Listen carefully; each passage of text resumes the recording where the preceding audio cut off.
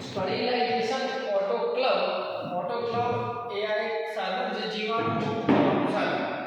જેને કહીશું અહીં પ્લગ મારફતે પ્લગ લગાવી દઈશું આમાંથી જેટલા બી જીવાણુ હોય સાધનો હોય એ જીવાણુ મુક્ત થઈ જશે આ એક ઓટોક્લેવ જેને કહીશું જે મીટર ગેજ મારફતે પ્રેશર ગેજ મારફતે જે વરાળ હોય એ આ બંધ કરી દઈશું ઇન્સ્ટ્રુમેન્ટ મૂક્યા પછી દરેકને આ રીતના ગેજ પ્રમાણે નક્કી કરવામાં આવતું હશે આમાં લોક કરી દેવાનું લોક કર્યા પછી જોઈ લો લોક કરીશ આ રીતના લોક કરી દેવાનું દરેક ડિવાઇસ આ રીતના લોક કર્યા પછી આમાં પ્રેશર જેટલું હોય એટલું જીવાણુ મુક્ત કરી શકાય જેટલા બી ઇન્સ્ટ્રુમેન્ટ સાધનો હોય ઓટીની અંદર ઓપરેશન થિયેટરની અંદર એ આમાં જીવાણુ મુક્ત થઈ જશે એટલે આપણે કહીશું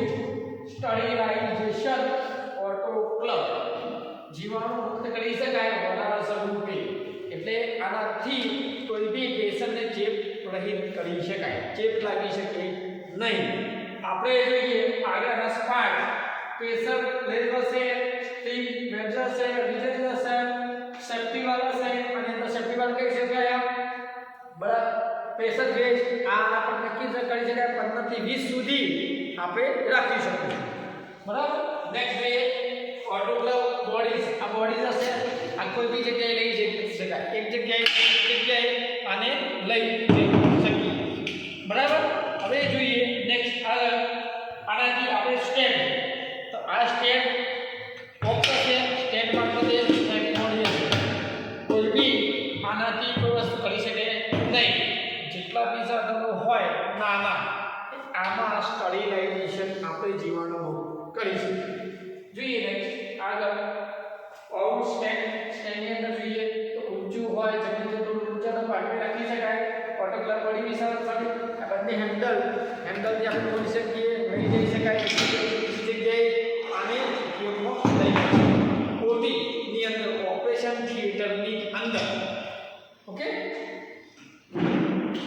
નેક્સ્ટ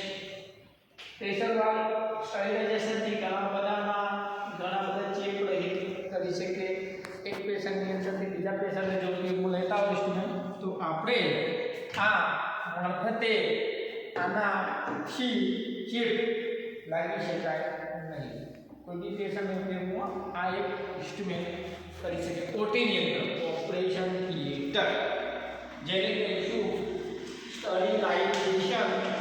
ઓટોક્લેવ આ સાધનનું નામ આપણે ઓટોક્લેવથી માની શકીશું ગેજ બે પ્રેશર કુકર જેમાં હોય એ રીતે ઓછે કરી શકાય બરાબર આ રીતના સીટી બને છે સીટીથી આપણે 1 2 3 થી આપણે જીવાણુ કરી શકીએ ઓકે